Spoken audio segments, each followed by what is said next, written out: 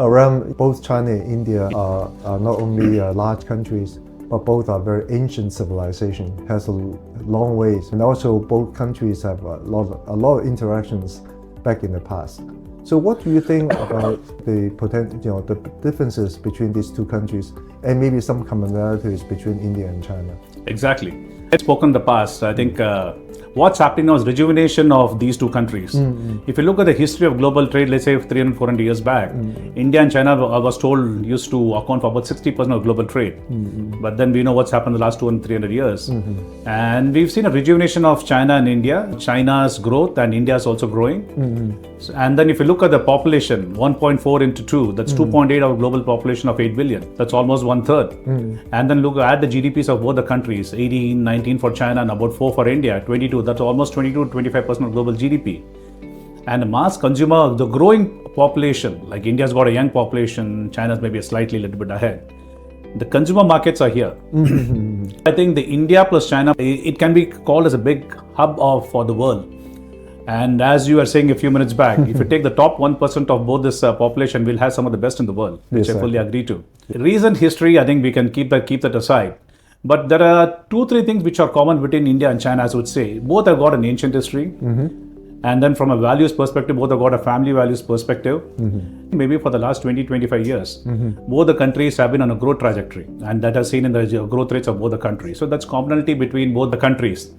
A bit of differences on the businesses. China has become a manufacturing powerhouse and export powerhouse. India is into manufacturing, but India has grown into a global services powerhouse. And the IT industry has been backed by the technical skill that's available in India.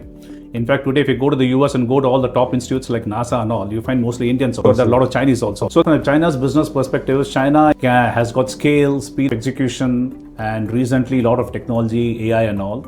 India has got the technical skills, ability to innovate, the thinking powerhouse. If you combine both this together, we have a great combination. Don't look at China only as sourcing of raw material. Look at China right now as where you can get a lot of knowledge, technology, and something else where you can build up your business.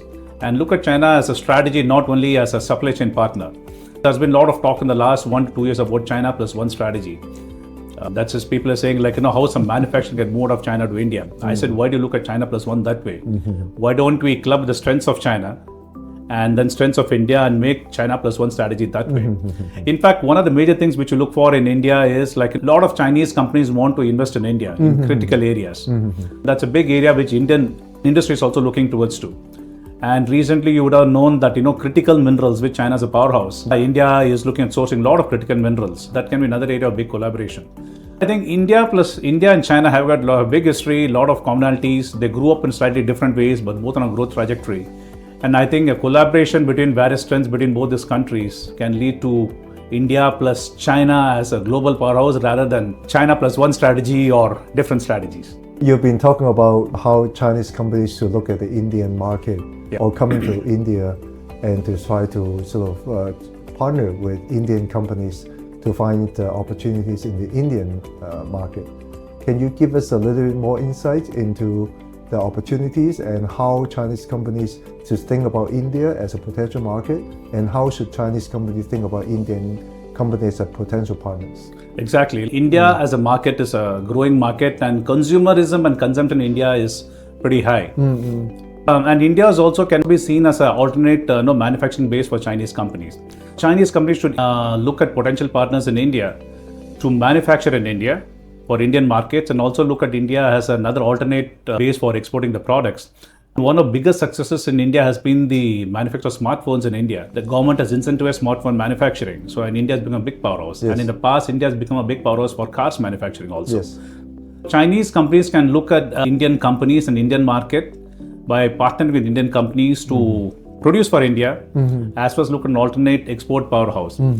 China has got the technology right now. We've seen that in electric vehicles. When I'm moving around Shanghai, I'm amazed by the design and the kind of cars that you see out here. Sectors like this is a big opportunity to manufacture in India. And also one more thing, like in the field of renewable energy, China has gone far ahead in terms of technology. In fact, far ahead as compared to the Western world also. But also see there's a lot of overcapacity in China. People have built up in anticipation future demand, and geopolitical water thing is affecting it. So Chinese companies can look at, like China's probably sort of mature in that market, but India's a growing market, especially in the field of renewable energy.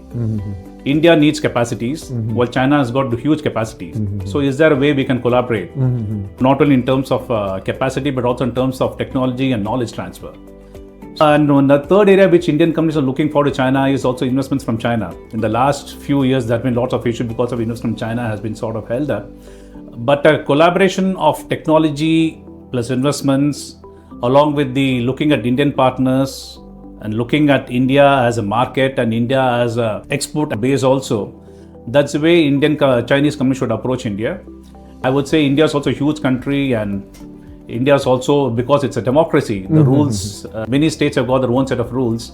So I would advise Chinese companies to look at reliable partners in India and look at India as an opportunity and not look at India as a competition. Are there any pitfalls for Chinese companies when they think about India? Any pitfalls that they should prevent from, making?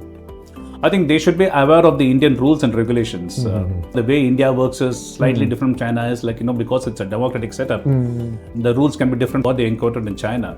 They should be aware of the local rules and regulations. That's why I say they should have a strong Indian partner, a reliable Indian partner. And that is number one.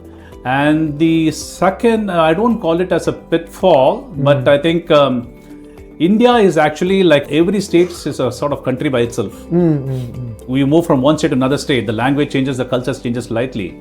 India is a multicultural democracy. They should be aware of the cultures in each and every place where they are doing business in. So you treat India as a block, like a European block, where you deal with different countries, rather than a country with the same culture and same language. I don't call it as a pitfall, but they should be aware of the way business is being done because of India's conglomeration of various states and various cultures. So that's what they should be, not necessarily a pitfall, but that's what they should be aware of. Ram, final question is, we've been looking at this from China-India standpoint. Yeah. But going forward, given the importance of these two countries and also how the world is going to be changing, and you're very experienced in business, what do you think that ultimately in the new world that will be the most successful? What kind of qualities they possess? What kind of competitive advantages should they develop in this new world that we're talking about? In this new world, which is pretty moves in different ways, what has happened the last 10-15 years, every day is a new day, as I would call it. Whether you call it volatility or different things that's happening. So companies initially, which they were looking at being very effective, but now I think they should build up adaptability as a part of the business strategy. In fact, I see in many of the boards, geopolitics has been discussed more as compared to what it was even 10 years back. Companies need to be adaptive. They should have the speed to execute, speed to change. And then third point is they should look at various opportunities, business in different pockets, and then innovate and then execute it pretty fast. So I think one of the major changes that's happened the last 5 to 6 years is companies need to be more adaptive. They should have a strategy which is very flexible. Thirdly, they should have the mindset to go to different markets and ability to adjust to the different markets. But the core thing of all these things is I think geopolitics is playing a big role to play. If you consider geopolitics along with that energy transition, energy security, different trade blocs that are being formed, I think adaptability and speed to execute and speed to change, that's very important for companies in the future. I think your strategy should be very adaptive rather than only being efficient and effective. That's what is going to define the companies for the future. And importantly, technology has to be the core of all the different companies. Internet changed the world about some 25 years back, and now AI is going to change the world. So important part of every company strategy should be how AI is going to be a part of their business model. AI is not a one fit for every company model. It depends upon how the companies are structured. So like I still remember 25 years back when SAP was being implemented all across different countries in the world. So the debate was whether the company should change the business model to fit the SAP's model or they should adjust to this. I would suggest companies should look at how to adapt AI, but at the same time how to make AI as a part of the business strategy to do it. And the third important thing, which is my favorite point, is the interface between humans and AI. So how do companies deal with that? We've been told that many jobs will be lost because of AI. But I look at it differently. People should reskill themselves to adapt to AI and then give a better output. The way companies handle people plus AI interface.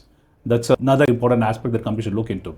So in all, I think adaptability is very, very good companies in the future. Thank you, Ram, for your time. Thanks a lot, Edward. Always a pleasure talking to you. And congrats again for your book. I believe it's been a big success.